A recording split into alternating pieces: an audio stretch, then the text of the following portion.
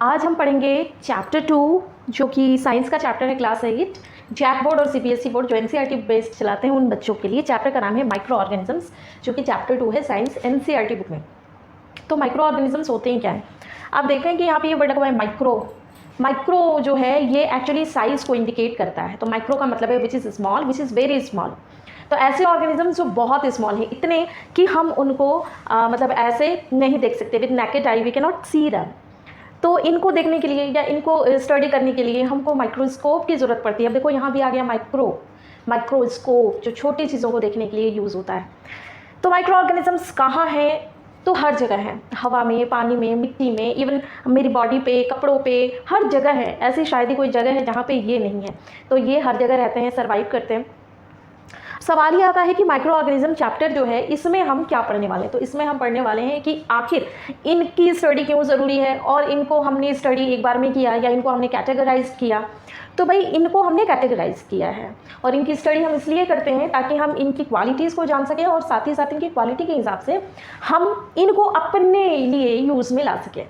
तो देखते हैं कि इसको किस तरह से हमने डिवाइड किया है। तो माइक्रो ऑर्गेनिजम्स को एक्चुअली 4 कैटेगरी में हमने बांटा है, बैक्टीरिया, फंजाई, प्रोटोजोआ और एल्गाई।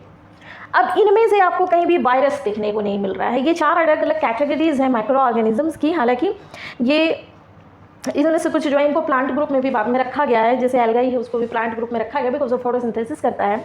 तो माइक्रो ऑर्गेनिजम्स को इन 4 कैटेगरी में बांटा गया है, बैक्टीरिया, फंजाई, प्रोटोजोआ और एल्गाई।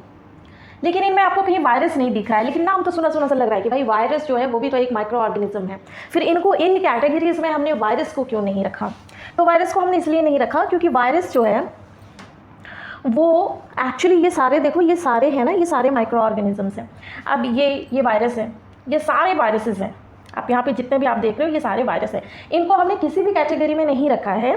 रीज़न कि देखो वायरस किस चीज़ से बने होते हैं, बाकी आप सारे देख लो जितने भी हमने अभी डिस्कस किया, अभी हमने जो नाम लिए ये चारों, ये सब सेल से बने हुए हैं। और सेल से कौन बना होता है? लिविंग इंडिविजुअल सेल से बना होता है। तो ये सारे को हम लिविंग कहते हैं, ये सेल से बने हैं, ठीक है। अब अगर वायरस की बात आती है ना, तो वायरस सेल से नहीं बने हैं। तो वायरस किससे बने भाई? वायरस बने हैं डीएनए से, न्यूक्लिक एसिड से एंड प्रोटीन से बने हुए हैं।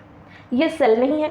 चूँकि ये सेल नहीं है तो सेल इंडिविजुअली काम भी नहीं करते, और इसीलिए हम इनको लिविंग मानते भी हैं और नहीं भी, क्योंकि इवन दो इसमें सेल नहीं है और अगर ये किसी ऐसे सरफेस पे है, जैसे मान लो यहाँ पे कोई वायरस है, मेरी बॉडी के आउटर सरफेस पे कोई वायरस है, या फिर यहाँ इस टेबल पे कोई वायरस है, या फिर यहाँ ज़मीन पे कोई वायरस है, तो वो बिल्कुल ही नॉन लिविंग है, लाइक अ डस्ट।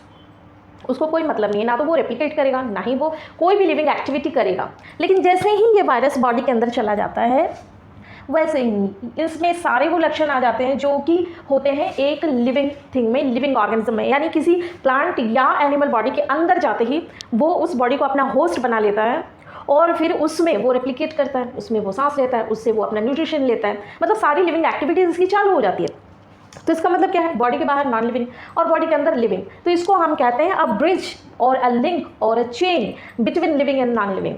इसीलिए हमने चारों में से किसी भी कैटेगरी में इसको नहीं बांटा है। आप शेप्स देख सकते हैं, सबकी अलग अलग है, लेकिन मोस्टली सब में ये जो है ये कॉमन शेप हमको देखने को मिल रही है। ये इसी से ये जो है जुड़ता है बाकी से, इसी से ये बाकी से जुड़ता है, यानी एक सेल के साथ में ये लग करके जुड़ जाता है। ये जो स्पाइन्स दिख रहे हैं ये सेल के साथ लग जाते हैं, हेल्दी सेल के साथ, और उससे जुड़ करके और रेप्लिकेट करते हैं और सारी चीज़ें, ठीक है।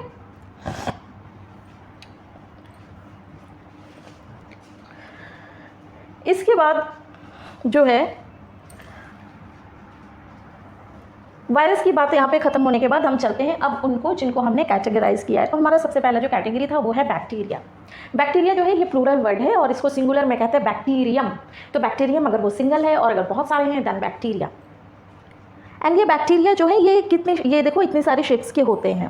ये स्पाइरल शेप भी होते हैं जिनको कॉकी बैक्टीरिया कहते हैं, डॉट शेप के हो सकते हैं, बेसिली बैक्टीरिया, स्पाइरल शेप के भी हो सकते हैं बैक्टीरिया। और मैं बता दूं कि ये जो बैक्टीरिया है ना, ये बहुत पहले से कई बैक्टीरिया तो ऐसे हैं जो डेवलपमेंट के प्री स्टेट में ही एग्जिस्ट करते हैं, यानी कि ये यूकैरियोट्स होते हैं। इनमें आपको कई बैक्टीरियोज में प्रोकैरियोट्स होते हैं और इनमें आपको कहीं न्यूक्लियस मेम्ब्रेन भी देखने को नहीं मिलती। इसके आगे हम चलेंगे, इसके बारे में हम बाद में बात करेंगे कि इनका यूज़ हम कैसे करते हैं या फिर मिसयूज़ सॉरी ये हार्मफुल क्यों हैं और हमारे लिए लाभदायक क्यों है। इसके बाद हमारा अगला जो ग्रुप है ये है प्रोटोजोआ। अब ये प्रोटोजोआ देखो, पैरामीशियम जो कि हम ब्रॉडली जानते हैं as a microorganism, euglena जानते हैं, अमीबा जानते हैं, तो ये मोस्टली कॉमन जो नॉन जो माइक्रो ऑर्गेनिजम्स हैं ये हमको प्रोटोजोआ में देखने को मिल रहा है। अब ये जो प्रोटोजोआ है ये जो है, अगर मैं आपको कहूँ कि हमारी बॉडी में जो मलेरिया होता है वो एक प्रोटोजोआ की वजह से होता है, तो शायद मानना मुश्किल है, लेकिन ये सच है। एक प्रोटोजोआ है जिसका नाम है प्लाज्मोडियम और वही रिस्पॉन्सिबल है मलेरिया के लिए। मच्छर तो सिर्फ उसका वेक्टर होता है, मतलब सिर्फ उसको ढो के एक जगह से दूसरी जगह ले जाता है और उसको बॉडी में इंसर्ट करता है, लेकिन जो कारक है मतलब जिसकी वजह से होता है वो मच्छर नहीं है, वो प्लाज्मोडियम है जो कि एक प्रोटोजोआ होता है। ये मोस्टली पानी में पाए जाते हैं, लेकिन कई बार पानी के बाहर भी ये सर्वाइव करते हैं। इसके बाद है फंजाई। अब ये जो फंजाई है ये आप बहुत छोटे रूप में आप इसको नहीं देख पाएंगे, ये ब्रेड के मोल्ड्स में हो सकते हैं, उसमें स्पोर्स हो सकते हैं इसके, या फिर अगर आप बड़े फॉर्म में देखें तो ये जो हम लोग खाते भी हैं, तो ये सारे फंजाई ग्रुप के ही हैं, फंजाई कैटेगरी के हैं। ये कैसे होते हैं, तो ये सैप्रोफिटिक नेचर के होते हैं। सैप्रोफिटिक का मतलब है कि सड़ी गली चीज़ों से अपना न्यूट्रिशन हासिल करना। तो जैसे न्यूट्रिशन के 3 मोड्स, मान लीजिए 2 मोड्स अगर आप जानते हैं, जैसे ऑटोट्रॉपिक न्यूट्रिशन जो खाना खुद बनाते हैं जैसे कि सारे प्लांट्स, एंड देन हेट्रोट्रॉपिक जिसमें सारे एनिमल्स आते हैं जो प्लांट से या किसी दूसरे एनिमल से अपना खाना वो लेते हैं। अब ये है सैप्रोफिटिक। सैप्रोफिटिक मतलब ये तो आपको खुद बनाते हैं और ना ही किसी और से लेते हैं, बट ये सड़े गले चीज़ों पे उगते हैं और उनके जो वेस्ट मटेरियल में जो आपका न्यूट्रिशन रह गया उसको खींच करके और उसी में से अपना न्यूट्रिशन पा लेते हैं। नेक्स्ट ग्रुप हमारा था एल्गी। तो ये है एल्गी, इसके पास कोई शेप नहीं होता, हालांकि ये ग्रीन है और ग्रीन है मतलब ये फोटोसिंथेसिस करता है, यानी कि हमारे लिए ये ऑक्सीजन भी पैदा करता है, बट इसके पास कोई शेप नहीं है ना। मोस्टली ये गीले जगहों पे पाया जाता है, पानी में पाया जाता है, इसमें रूट्स नहीं मिलते। अब देखते हैं कि माइक्रो ऑर्गेनिज्म, ये तो हमने जो कैटेगरीज थी उनकी बात की कि कौन कौन कैटेगरीज में आते हैं, तो क्या ये हमारे लिए हेल्पफुल हैं या हमारे लिए हमेशा ही ये प्रॉब्लम खड़ी करते हैं। तो देखते हैं कि भाई ये हमारे लिए फ्रेंडली भी हैं, कैसे हैं, आखिर इनसे हम क्या क्या काम कर सकते हैं, कौन कौन सी चीज़ें जो हम यूज़ करते हैं माइक्रो ऑर्गेनिजम्स को। तो देखो, फॉर्मेशन ऑफ कर्ड यानी कि दूध का दही बनना, ये भी पॉसिबल है because of a micro organism जिसको हम कहते हैं लैक्टोबैसिलियस। और ये क्या है, कौन सी कैटेगरी में आएगा, तो लैक्टोबैसिलियस एक बैक्टीरिया है। सेकंड है जो ब्रेड या ईस्ट बनाते हैं या फिर केक बनाते हैं जिससे वो फ्लफ़ी बनता है, या फिर इडली का जो बैटर है जो फ्लफ़ी बनाता है, इडली को सॉफ्ट बनाता है, उसके पीछे हाथ है ईस्ट का। नाम तो बहुत ही सुना होगा। और ईस्ट क्या है, ये एक फंगस है। अब जो फंजाई है ये भी प्लूरल वर्ड है, सिंगुलर में इसको फंगस कहते हैं। देन आएगा एल्कोहल जो बनता है वो भी ईस्ट की वजह से बनता है, जिसको हम फर्मेंटेशन कहते हैं। तो ये दोनों चीज़ें पहले हम समझते हैं, दूध का दही कैसे बनता है एंड एल्कोहल कैसे बनता है। तो दूध का दही कैसे बनता है, देखो दूध जो होता है ना उसमें लैक्टिक एसिड बना देता है। ये जो बैक्टीरिया है दूध में क्या होता है, लैक्टोज होता है जो कि एक तरह का शुगर है।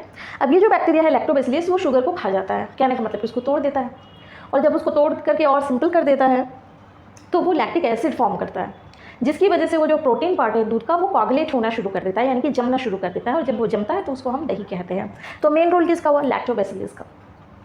अब ये ब्रेड वगैरह में है ना, ब्रेड वगैरह में ईस्ट कैसे उसको फुलाता है या फिर फ्लफ़ी बनाता है। तो देखो ईस्ट जो है ना ये अबायोटिक रेस्पिरेशन भी कर सकते हैं। जब ये रेस्पायर करते हैं या फिर सांस लेते हैं चाहे बायोटिक अबायोटिक, तो उसके बाद जो कार्बन डाइऑक्साइड बनती है तो वो कार्बन डाइऑक्साइड भर जाती है, जिसकी वजह से